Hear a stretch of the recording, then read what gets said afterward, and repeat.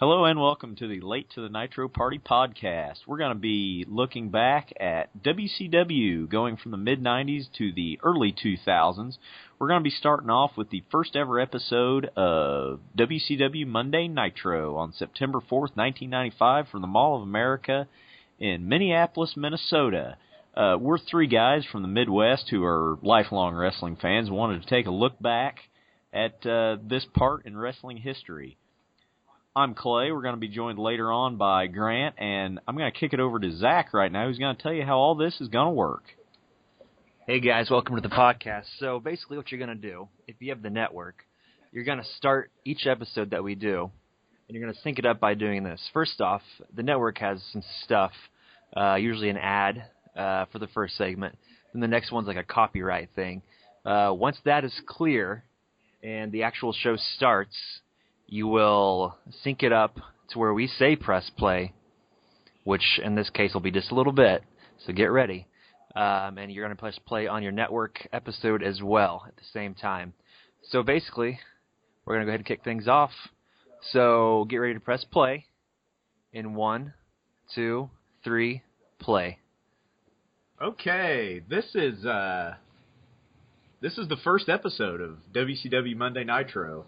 And the first time we're going to see the best... What's up with that traffic light? Why did that explode? Traffic light? And the man... I mean, it's just something. Exploding? It's something to explode. There's something wrong with the infrastructure in this town. It's Detroit. Is this at sets, I wonder? It's probably set on Universal. I'm sure it's on a set at Universal. Coming to you from the WCW stronghold that is Minneapolis, Minnesota. Let's not have a debut of our show in, the South where people actually watch our program. Now, this is a mall. For some of you younger viewers, you might not remember these, but back in the 90s, they used to have a lot of stores in them back before people had internet to shop. And look at that jacket on Mongo. Look at them fans behind him. Wow. A lot of mustaches out there, folks. Oh, God, he's so bad. Well, so it's the concussions from football is what I'm going to blame it on. Yeah. Right, yeah. The fact that, Heenan can't even save this announce team is how bad it is, honestly, because... Well, he's a little drunk. Yeah, probably. One of the only guys on the show that was also on the first Raw back in 93. Yeah, that's a good trivia question. Look at the mustache on that guy behind his shoulder, though. That's a power stash right there. One African-American in the crowd. I just found him behind Mongo. Where's he at? Oh, there. Just shirtless kids with graffiti written on them in the background. That's good. That's what we want. Yeah. What is on his chest? I don't know. It's writing of some sort. I don't know. We have some WWF-era Hulk Hogan signs in the back there. Man. They were on sale. Yeah. Mongo looks like the bad guy from, remember that show on USA, Renegade, starring Lorenzo Lamas? Oh, yeah. Yeah. First match, here we go. And actually, I had real high hopes for this because of this guy right here. Jushin Thunder Liger just always has high potential for a barn burner of a match. Sadly, as we'll see, it doesn't quite work out. We were talking earlier before this started. If everyone had fringe, and I guess Liger does not have fringe, but keep track of the amount of fringe in this show. Yeah. A lot of sparkles. We had Mongo with fringe on his Indian patterned leather jacket earlier. Is that a Sparrow in the background? No, that is a flag store. I was looking at that earlier. Yeah. I don't know how much they paid to get on the hard camera, but they got some free advertising. Clay, anything we need to know about this guy? Brian Pillman coming over, trained in Stampede Wrestling. This is 2 years before his death, sadly. I mean, it's hard to think about that, but this is shortly before he started the loose cannon gimmick, which was pretty revolutionary, but sadly passed away in 1997. So he was in that other organization, the one whose last letter I don't know what I'm required by law to say. Right, the WWE, something like that. Yeah, I think that's what they go by now. It's a publicly traded company. It's fine. Yeah. We all own a bit of WWE now. I think all my retirement, actually, my 401k, I put into them, so I hope High hopes. So I don't know if these guys had worked previously in Japan or not. This match isn't bad. What? Wait, where? Nope, there he is. It just seems like they just weren't on the same page in this match, as we'll see. We got a few botches in here, but Nick Patrick, ladies and gentlemen. Jushin Liger is actually probably, if I'm remembering correct, the only person on this entire show still wrestling, or active in wrestling, for that matter. Yeah, I'd say you're probably right. The fact that Nick Patrick is bigger than both of these guys shows you, and that's the first head scissors that he actually pulls off. We'll see he botches a couple of them later in the match that look pretty ugly. Who is the referee that died of cancer back in the... Oh. That wasn't Nick Patrick, was it? No, Oh, that was that Randy Anderson? No, I don't think that was Randy Anderson either. I can't remember. That might be right. No. And there's your first botch of the match. He does not get a very good head scissor there. The smaller, curly-haired, dark-headed guy, Hildebrandt or something. Oh, Hildebrandt. Brian Hildebrandt or something. Yeah. We got a seated abdominal stretch here. There's Mongo not giving two shits in the back. Mongo, during this match, refers to Bobby Heenan as Bobby the Stain and Bobby Hernia. Good Lord, we're 5 minutes in, and I hate Mongo already. I kind of like Bobby the Stain. That one was good. Yeah, that probably took him 20 minutes to come up with that. Well, So we've got a fringe alert on Pillman's trunks. And there's either some of Pillman's fringe on the mat or Liger's hair. Yeah. Does look somewhat similar. I did kind of mark out for this surfboard here. That's something you don't see too much anymore today. That is an old school move. Yeah. Yeah, no, both guys really got to be competent to pull that off. Pretty limber to pull that off.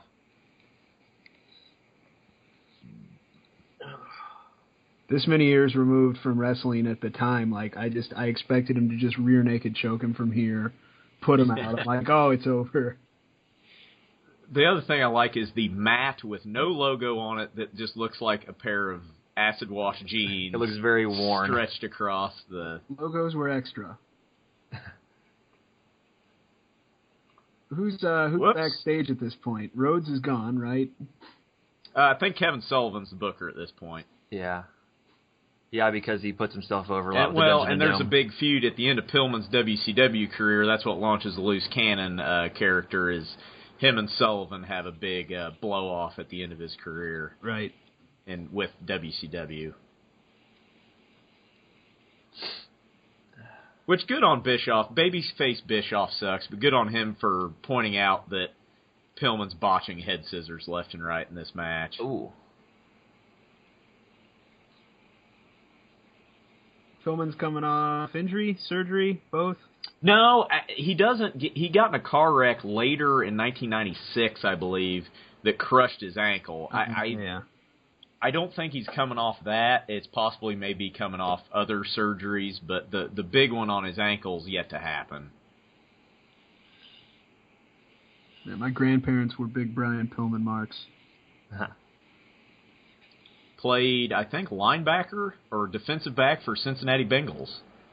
He played a couple years in the NFL with someone after that, right before going to the CFL, where he played for the Calgary Stampede. We got a superplex coming up here. It's pretty nice from Liger. Not bad. He's going to go for a pin here. Look at Pillman looking directly at the ref. That is one of my big pet peeves in wrestling, when they just stare the ref down to make sure they don't botch the count. I absolutely hate that. We just had Mongo looking at the format there a little bit ago. Yeah, got to read his script. Bad work on the director, though, too. There's, however many cameras. Ooh, that was nice. That's nice. Well, there's not really a good way to pull off ringside announcers, like where they're actually right there in front of you. There's no way for the camera to be down for the pin that close. Yeah. I mean, I'll give Bischoff this. He tries to display it as a legitimate sporting contest, but he's just not very believable. Liger bomb coming up. That's nice. Yeah. It worked, but it didn't. I mean, I don't know how old Liger is right now. I mean, he wrestled for a one-off for NXT there a couple months ago. But, I mean, he's got to be getting up here. He will land directly on his head. Yeah, that hurts. Joey Styles, ladies and gentlemen, on commentary. My God. There's that shirtless kid. And I'm pointing at the screen like you all know what I'm pointing at. Oh, my God. I see him. I see him. That is not good. His family couldn't afford a shirt and tickets. Right. Yeah. Yeah, Liger absolutely necks himself on that Frankensteiner. He's lucky he didn't really get hurt. Liger was actually created as a cartoon character Nice by New Japan and Pro Wrestling for like a comic book? Not as a cartoon character in Japan. Oh, wow. It's kind of a cross-promotional thing. It's like one of those epilepsy-inducing Japanese cartoons starring Jushin Liger. I'm going to have to YouTube that. Yeah. So here we'll see a kind of a nice little roll-up here, and Pillman will get the three with a little roll-up. I like that. Probably had to cut the match short so that Hogan could get in his 6 minutes at the end here. So has Pillman gotten crazy storyline-wise yet? No, we'll see that in the next few episodes, that you start seeing the beginnings. See, he's shaking Liger's hand here. He's not a total lunatic yet. But here in the next couple weeks, we'll see sort of that loose cannon persona start to form, you know. Good babyface versus babyface match there to start off Monday Nitro. So I like that finish. Now one of them would have turned on the other one after the match. There would have been some sort of schmoz at the end. And a run-in. There would, definitely been a run-in. A great train story, everybody. A heel turn, a run-in, a lights out. The great thing, I was always such a big fan. Yes, WCW did not do very many things correctly, but at least they used cruiserweights in a way that was entertaining. They'd put them on early. They'd usually have the match of the night, and unfortunately, look at that jacket on Stinger. Whoa. I have here, makes him look like a strip club chandelier. That's a good fun fact. Just a whole lot of lavender going on. Yeah, we've got a train store. What else do we got there? We've got a flag store. A lot of neon signs. I almost asked what you thought they sold the flag store, but... There's a Kids R Us. Yeah. They're a now defunct business. All right, well, here we go. This is... WrestleCrap. The good people at WrestleCrap have documented this pretty extensively, but Pastamania, ladies and gentlemen, this was actually a thing. Where you can go and get your Hulkaroni and cheese. Yeah, that was a real menu item from Pastamania. Basically, the whole reason for them having this show in Minneapolis, Minnesota, in the Mall of America was to promote a food court restaurant. Because of Hulk Hogan. Did we get around to checking when this actually closed down? No, and I'm not sure. You could look it up on the internet easy enough, but it couldn't have been open very long. I mean... It is now the name of a major distributor of pasta. Pastamania? Really? Yeah. I'll be... Well, some of the things on the menu for Pastamania, for the grand opening, you can get Hulk's Power Pasta, which is penne, chicken, veggies, and your choice of sauce. And for the little pasta maniacs, you can get Hulkaroni and cheese or Hulkios. What? That is appetizing. Yeah. I think this is a good point. This is god awful. I don't know why. The Pastamania speaks for itself. Why does Hogan get a manager? This guy, he can wrestle, but he chooses not to. He slams people for 40 minutes. I mean, he can talk. But he doesn't need a manager. Why are we wasting Jimmy Hart, a legit good manager, on someone like Hogan that you don't need a manager for? Give him to someone who can't talk. Right. And as a rule, baby faces aren't supposed to have managers in the first place. Right. But, well, Jimmy Hart needed a job, and him and Hogan are buddies, and we all know how. Same reason why Brian Knobbs has a job. Same reason why Ed freaking Leslie has a job. They're Hogan's buddies, so they get work. Couldn't they have given him to, like, the Yeti? The Yeti can't talk. We're a couple months away from the Yete's debut. We'll get to that here. That's true. In a couple best weeks. match of the night right here. Should have been the main event. Yeah, but we got Nate. The main event for every Nitro ever. Yes. Nate, I mean, say what you will about the guy. He's consistent. He puts on a show. People love him. I mean, even here in Minnesota, I mean, people like him. I mean, we're in Vern Gagne territory, but, I mean... Did we talk about that? Why did we have the inaugural Nitro in AWA territory? Well, it's because of the Pastamania restaurant. Oh, of course, that's right. Yeah.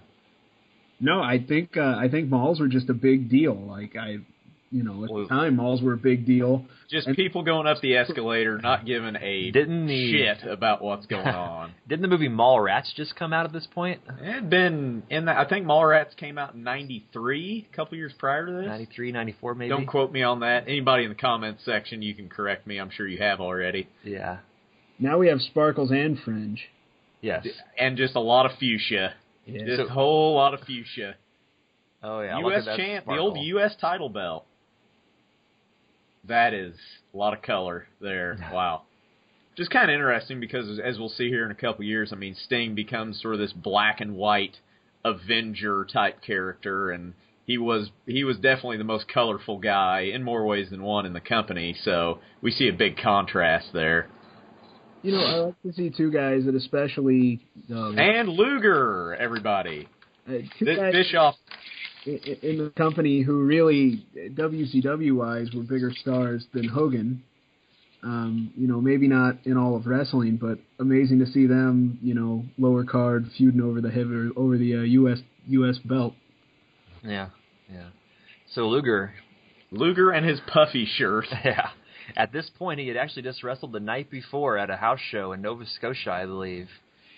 Yeah, and Bischoff does such an awful job of selling this. I mean, we don't believe for a second that this is actually some sort of unplanned run-in. I mean... But, at this point, in 1995, the internet was not what it is today. Yeah, we got to remember that. These fans may actually be marked still at this point. I mean, there's a lot of... We're at the tail end of that, but yeah, I mean, there was dirt sheets, but they weren't readily available. If you didn't get the mail-in Dave Meltzer Wrestling Observer, you weren't really in on things like most people are today. Here's the major oversight, though. I'm supposed to be led to believe, as a non-worker for the company, I can just show up, walk in backstage, and make it all the way to the entryway.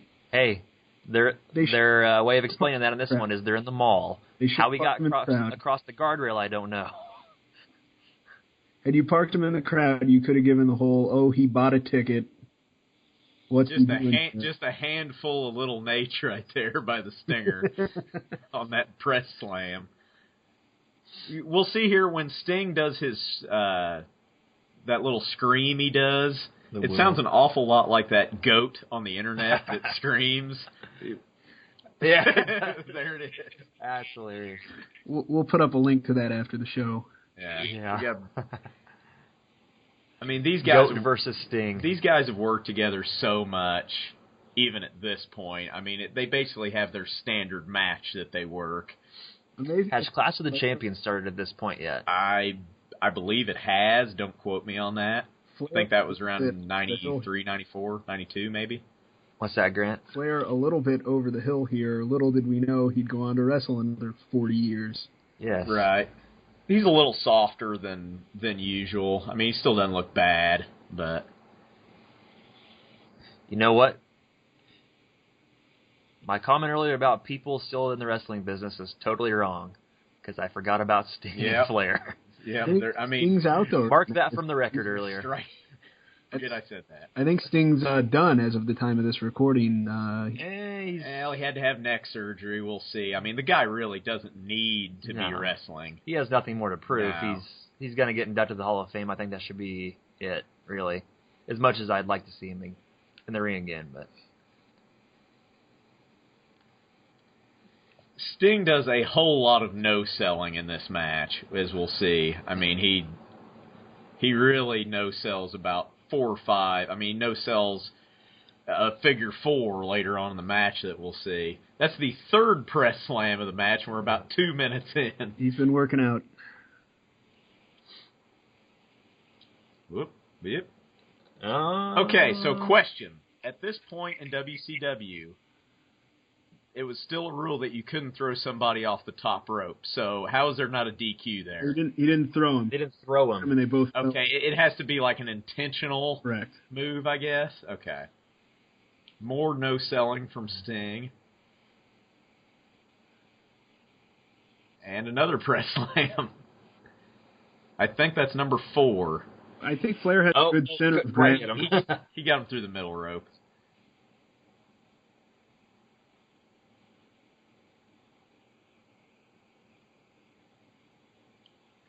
And Stinger splash coming here. Oh, he no-sells the... No-sells the miss. Oh. I mean, Flair still bumps better than damn near anybody at this time. I mean, he just bumps like a boss.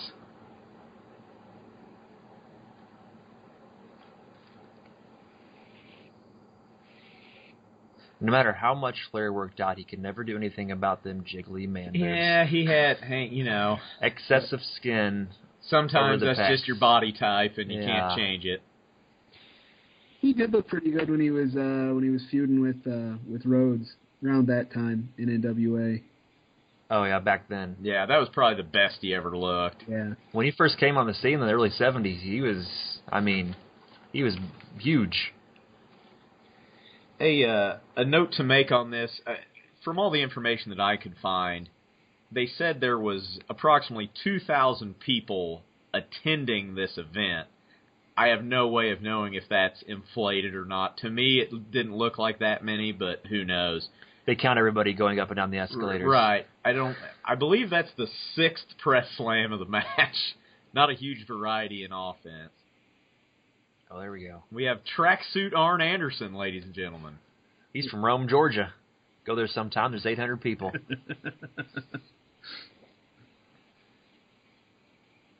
Now, what's the backstory on Arn and Flair at this point? It's an angle at this point. Yeah, they're having a feud. They're working towards a match at Fall Brawl, I think, which is coming up. So there was some sort of dissension in the Horsemen. I'm not exactly sure. And Sting no-sells a suplex. I think it works good for these two guys because when Sting no-sells, Flair kind of sells the I'm a tired old man stumbling around. Well, and it makes Flair have to get dirty, which he's good at. He'll low blow you, he'll poke you in the eye because Sting, is playing that sort of, Superman gimmick that nothing can hurt him. Right. So it makes Flair have to really play more into his character. I don't like with the Flair, the old over the turnbuckle trick. I don't like that Bischoff calls it before it happens. Yeah. We'll see that more coming up, that Bischoff gets a little ahead of himself and calls stuff that's going to happen but hasn't happened yet because he gets ahead of himself in the script.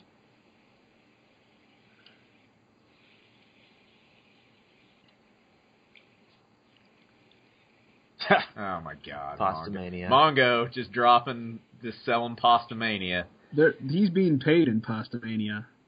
Probably. What is Tokyo's. WCW's infatuation with ex-football players? I've never understood that. They just love these guys. Mm-hmm. Well, I mean, at least they're talented physically. Vince McMahon always just loved big dudes. Like, they could just be... Yeah. Didn't matter if they were athletic or not. Right. That requires some core strength. The bridge to the backslide spot, always a fan of that. I think it was kind of a ref botch there, though. He called off the count before they were even lifted. Yeah, well, I'd rather see him do that than accidentally count a 3 and then you ruin the end of the match. You got a superplex coming up here. Ric Flair in mustard yellow. Pretty nice superplex there by Stinger. Yeah. I noticed when Flair... It's sold by the Nature Boy. Almost any time, Flair doesn't tend to land very flat. He lands on his side, which... It's because of his plane crash. Yeah, he always said he could never make himself take a flat back bump after the plane crash just because he was scared something would jar loose in his back. Here we've got, looks like what, chop block to a figure 4. Arn Anderson just creepily looking on.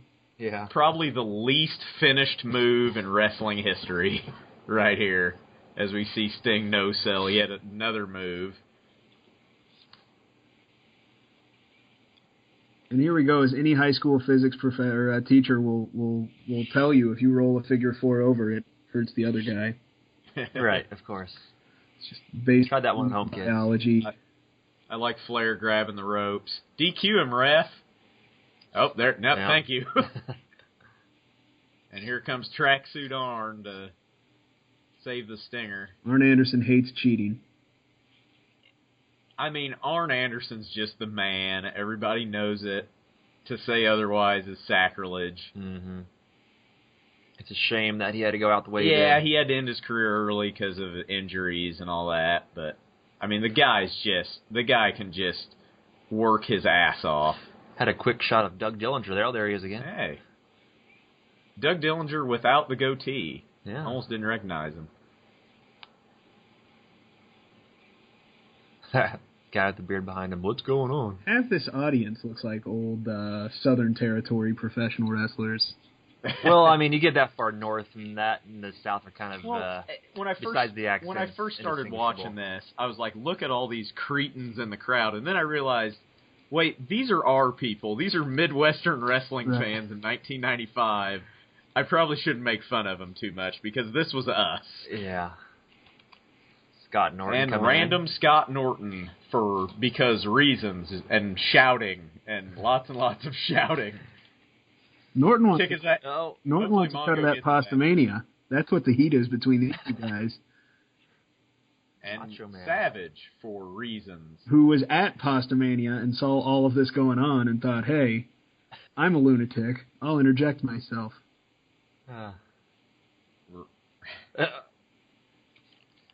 He's just the man. Can we just pause for a second and listen to a little bit of this?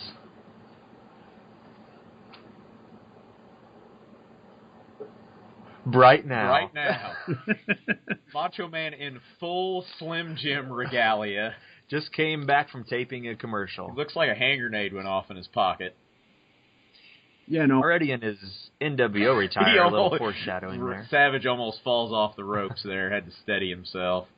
I wish I could have been there when the gimmick was first hatched. The question was, what's your gimmick? And the answer was, well, I'm a lunatic. And they said, all right, run with it. Yep. What's he doing in the ring right now? He's posturing. I think of taunts in the form of the old video game, WCW Nitro. I feel like I just pressed up on the D-pad. And we have a Sabu vignette. Which was recorded with a camera that took acid? Well, I think these are all, I was watching this earlier, he never had any matches at WCW up to this point. Are these all recorded just for this vignette? It's the same guy. That's a good question. Unless this was at a house. It's possible this was at a house show. Possibly, but I think this is... There's no way of proving it. This table didn't break at all. Yeah, I think that was taped just for that. And I think we'll see next week Sabu makes his WCW debut. Which I had completely forgot about until I watched this last week. Mean Gene Okerlund. Gene action here.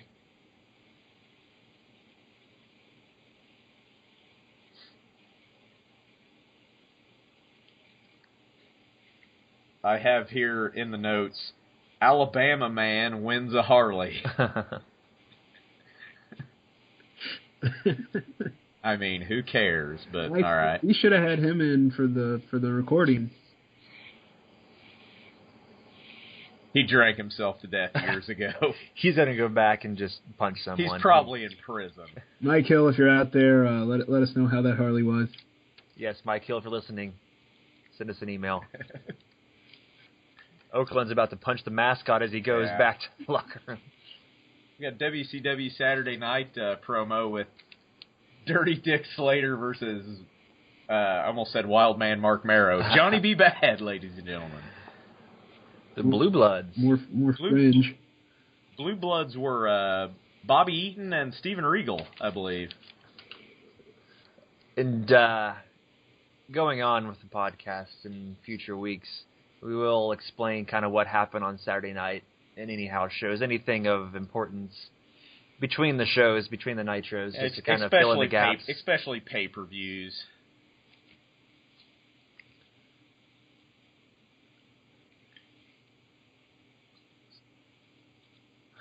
Just taking in the crowd. So we've got Mike Rotunda, known in the Fed as IRS, in what appears to be glitter in a shape of a dollar sign on the lapel of his suit. It looks like it was done by a second grader. Well, we have video of the rafters on the right, if you're seeing this, the little glitch that the network has. I guess it would have been WCW's glitch in 95 recording it. Yeah. I think that dollar sign fell off of Ted DiBiase's trunks at some point. And yes, of course. So at this point, he was known as Michael Wall Street. Here next week, we'll see he's known as VK Wall Street, which is a shot at Vincent Kennedy McMahon. In this promo, he knocks the new generation of the Fed and their new athletes because, obviously, IRS was so over, that's the reason why he left the company. So here we go, the main event. Already. Big Bubba Rogers, Ray Traylor, Big Boss Man, whatever you want to call him, apparently thinks he's going to win the world title for some reason. Don't give him good luck with that. He's due. He's due, I'll give him that. He just came from a great train store. Yeah. Iowa loves WCW, ladies. And they are in Minnesota. Yeah. I mean, I always thought Ray Traylor is one of the most underrated big men in the business. As far from a mobility standpoint, the guy could really go. I mean, for a guy his size, he had a pretty decent work rate for a big man. Yeah, he could hustle for sure. And I mean, and he's worked programs with Hogan before, so they know each other. So he knows that Hogan knows that he's gonna, work with him. Now, if you're there at this point and you're, I don't know, I guess an insider or whatever, and you're not a mark, this is the match where you go to get, like, Pastamania, right? Because all the good wrestlers are done, the good matches.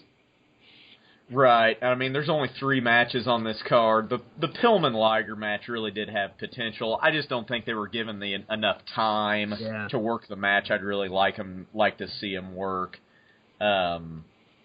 This match, as we'll see, is mainly a punch-kick type match. I mean, but man, you know what to expect from Hogan. I mean,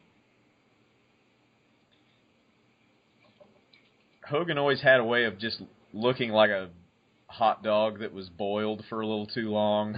Just that leathery sort of brownish, reddish, tannish skin. Oh, Bischoff just got told something. Isn't he the president? Huh. Oh, they signed Savage versus Scott Norton for next week, so we got that to look forward to. I'm excited. Yeah, so tune in next week when we go over that one. Look at it. Look at Ray Traylor. He doesn't even need trunks. He just... Oh, he is wearing slacks. He just unbuttons that shirt there, and he's ready to go. He's going to Big Bubba. Ray Traylor is the Big Bubba Rogers character. Broke in the early '90s in I believe it was Crockett Promotions. With he came in as a bodyguard for Jim Cornette. So at this time he's been in the business a while. Cornette, if you're listening, you can call us too. Yeah, Cornette, please comment. And look, we're not going to pretend like we know absolutely everything about pro wrestling. We're going to screw stuff up. We're going to miss spots. We're going to say stuff that maybe isn't true. Yeah. Just bear with us, people. And we're not making excuses, but this is our very first time doing this. That's a good excuse. No. Between the 3 of us, we have literally 0 broadcasting experience, so you get that's what you can expect. Yeah. I figure the whole point of this for me is so my kid knows what's going on if I die. Yeah. He watches old wrestling. I want to be there to explain it. I mean, Hogan is really deflated at this point. We've been through the steroid trial. I think Hogan at this point looks the best that a normal person can look. He's kind of off the puffed up steroid stage. How old was Hogan at this point? Well, what are we looking at? 95? 95. Oh, I got a phone in my hand. Let's see.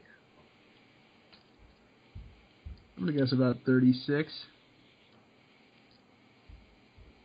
Talk amongst yourselves. What was the show Hogan did between when he wasn't wrestling after he left before he came to WCW? Thunder in Paradise? Paradise. That's the one. Hogan was born in 53, so do the math. I don't know how to do math. So. I was told there would not be math. Back fist from Hogan. Oh, my God. He would be 38. Late 30s. It's a shame we all had the same math teacher. You shall remain nameless. Right. Normal people can subtract. That's all we need is a libel suit on our first episode. I always thought Trailer's punches looked very good. Yeah, they look stiff. They looked very realistic. Right. A little backbreaker from Ray Traylor. Big Bubba Rogers. Whatever you want to call him. So Heenan's running down the Dungeon of Doom roster, and it's just...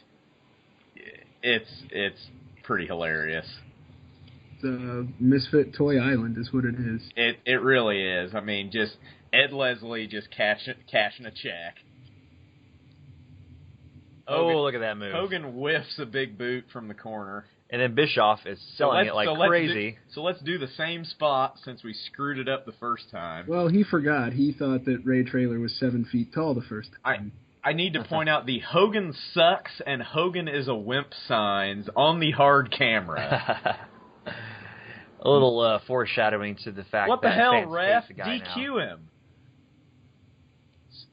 So Hogan just sold a hair pull from the ref. Right, a bit of a heel move, actually. Well, a little foreshadowing, I Hogan think. is the most oddly booked babyface in the history of wrestling because he whines, he cries, he gets his way when that no-good Jack Tunney screws him over, and people are fine with it, when in reality, that's not a babyface type thing to do. Don't tear his jacket.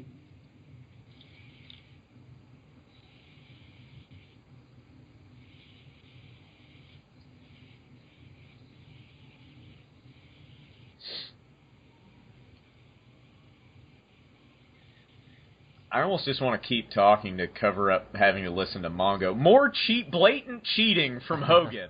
Yeah. And everybody's fine with it.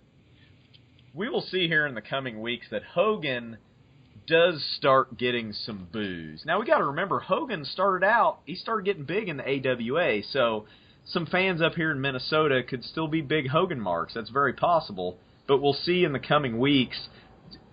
He is selling the crap out of that. Yeah, he apparently was having a seizure, a clothesline-induced seizure. Oh, look at that rake. The eye rake. More cheating from Hogan. I like, and this is something that you don't, at least as of right now in wrestling, that you don't see. A lot of refs just don't pretend to do their job anymore. You know, we're still kind of in the era where, you know, there's a count when you go outside of the ring. You know, still yelling at him for breaking the quote-unquote rules. You know, if you watch, right. you don't get a lot of that. Closed fists and the like. Yep, see, right there. Mm-hmm. I mean, they're at least trying to act like there's rules involved here, which I'm a fan of. You know, if you consider this to be like a movie, you know, Arnold Schwarzenegger, I don't believe that he's a robot from the future. You know, so if the ref doesn't play along, it's like an actor in the movie getting shot and not bleeding and not selling getting shot. It takes away. Good analogy there. Everybody's got to play along, and when you don't get that, it's, you know, if they won't play along and they're in it, why should I play along sitting at home? Exactly. Yeah, that's a good point. I'll flip it over to the dog show. Which we should note that I believe Raw was preempted by the Westminster Kennel Club this week, which had a lot to do with WCW starting Nitro on the week that they did, because they know they'd have 100% of the wrestling audience. Trailer just screwed up. He hit his finisher. That's the thing you can't do against Hogan, because this will happen. If you're a wrestler, to beat Hulk Hogan, you should just try to, like, constantly hit him with small packages and roll-ups, because if you hit your finisher, it's over for you. We'll see here in some coming weeks that Hogan does start to get booed a little bit more. We'll see in different towns, especially in southern towns. He just is not that over as a babyface. People are tired of his act. And there we go. Shocking. Hogan goes over. Yeah. Not a big surprise.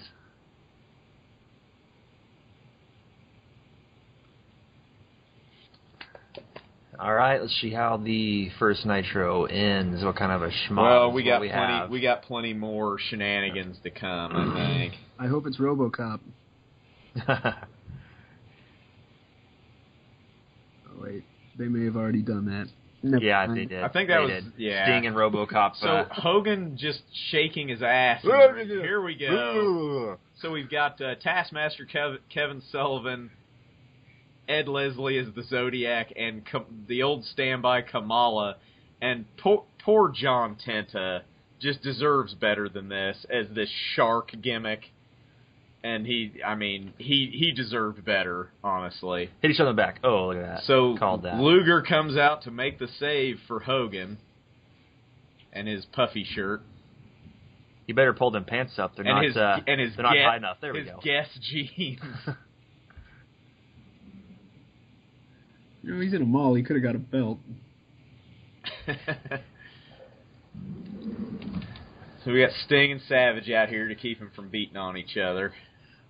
These four guys are basically going to be the big players in the company for the next 6 years of existence. Yeah, they're pretty much... What they're saying here that you can't hear is, hey, we should start a gimmick where one of us turns on the other, and then there's a stable, and we'll get some other place. Right. So we will see here in coming weeks how Sting is sort of the vouch. He vouches for Luger going into Fall Brawl. Commercial break.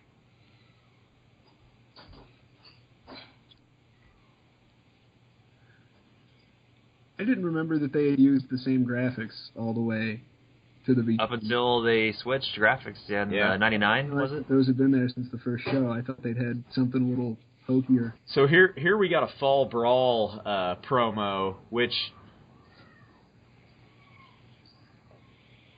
Yeah, they're still advertising Vader as being in the main event, but actually, we'll see next week, I believe, Vader is on his way to the Fed, and Vader is replaced by Luger in the match, so that's kind of why they're working this angle. But we'll see for the next couple weeks, Vader's actually still involved in the introduction to Nitro shown on the side of the building, so technically I guess he's still under contract. And just a shouty promo from Hogan and Luger. This is what I like to end the show, is not wrestling, anything but that. Right. Well, it'd be different if it wasn't these two who are... They're both pretty awful. Hogan can be good on the mic. We've all seen the internet meme of the I don't know Luger getting stuck in his T-shirt. They should have given Luger Jimmy Hart. That'd make more sense, but WCW wasn't in the business of making sense. It's true. They were in the business of spending cable company money. Lex Luger is just not a wordsmith. I would hope nobody's getting gay with any keys. Gene Okerlund's amused. Vince actually had plans to make Luger the next Hogan in WWF. Yeah, we all know how that turned out. Right. For whatever reason, he actually took a 20% price cut to come to Steroid WCW. trial. Oh, sorry. Yeah. They're also supplementing him with Pastamania. Exactly. He got 20% cut, but he got all the Pastamania he wants. I don't think he actually say enough about the haircut either. Classic Lex Luger mullet action there. The mullet versus the skillet. Hogan botches this here coming up. Watch your man back there. I'm going to kill you. Look at me. Here we go. Hogan's gonna stumble over. I don't know what he thought he was gonna say, but he almost, I don't know what he was thinking. Listen.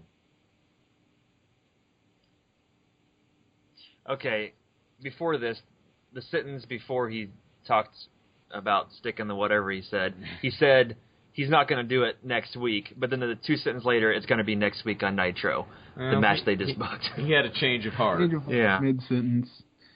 Where do you get American flag pants like that? The flag store. Oh, that's what they sell. Yeah. And let's listen to some of the smart remarks by the commentators here. Why does Mongo have a dog dressed as Satan? Is Mongo a Satan worshiper? We'll find out next week on Monday Nitro. Heenan looks very perplexed. Why am I here? What is happening? Heenan can't even save this hot garbage between these two. Bischoff's like, I better shut the format before the fans see it. Yeah, no kidding. It's just right out there for the whole world to see. And one last botch for the night. Let's hear how Bischoff closes us out.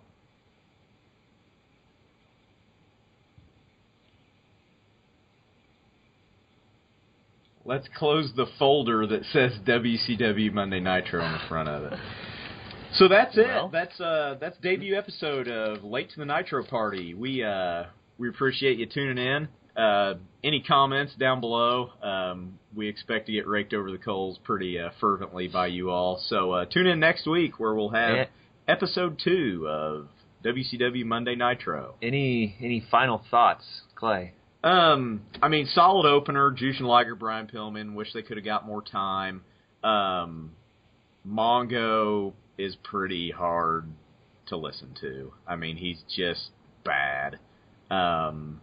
Flair versus Sting was solid, and you got what you expected from the Hogan match. So we got a long ways to go here, and we'll see how WCW Monday Nitro sort of shaped the scene at the time. Grant? I would hope someone at this point in the creative team had worked in professional wrestling before and paid attention. Probably not the best show to go head-to-head with McMahon, so it's a good thing McMahon wasn't playing that night. Still don't know if they won. I'll have to see what the dog show ratings were. I imagine they pulled at least a solid 1 on that. Not bad, good talent, kind of oddly booked. I don't know. I'm okay with 3 matches. Opener should have been a lot better. Nothing against Ray Traylor, but I don't think he's the guy to put on the best match with Hogan. I don't know. We'll see what next week looks like. Yeah. So at this point, 95, wrestling kind of sucked in the public side. In general, yes. I mean, you really had to go to Japan to Right. find what I would call, entertaining pro wrestling from And an in 1995, standpoint. it was kind of difficult to watch something in Japan unless you had a connection. Right. People used to trade tapes back then, VHS tapes, kids. Anyways, this Nitro was the start of something big. Wrestling's about to get huge. And the end of Pastamania. And Pastamania will live forever. So tune in next week, everybody. We're out. See ya. See you next time. Eat the pudding.